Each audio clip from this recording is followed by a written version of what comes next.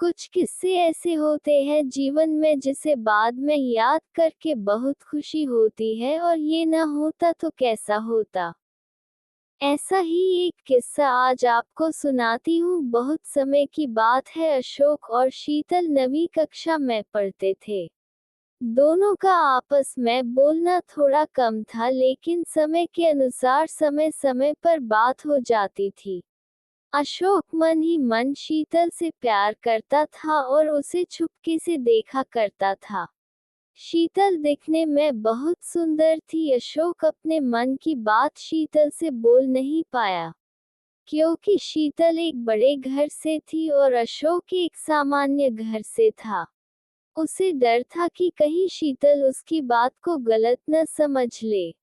समय निकलता गया और एक दिन ऐसा आया जब दोनों के बिछड़ने का समय हो गया।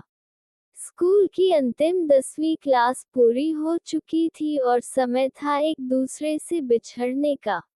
सब खुश थे, लेकिन अशोक की आंखों में आंसू थे। शायद आज के बाद वो कभी शीतल को नहीं देख पाएगा। उस समय पर भी वो अपनी दिल की बात को शीतल से नहीं कह पाया। अशोक शीतल के बैग में से उसकी बुक निकाल के अपने पास रख ली। जब अशोक ने बुक को खोला तो उसमें शीतल की फोटो निकली। फोटो देखकर अशोक को थोड़ी खुशी हुई। उसके बाद दोनों के परिवार अलग अलग शहरों में शिफ्ट हो गया।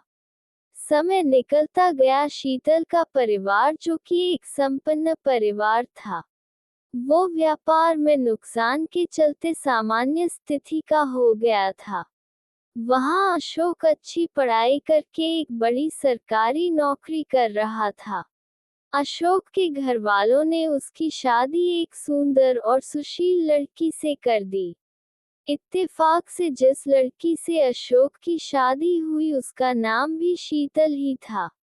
वो जब अपनी पत्नी को आवाज लगाता वो उसे अपना पहला प्यार शीतल की याद आ जाती, और अशोक उसे याद करके मन ही मन खुश हो जाता।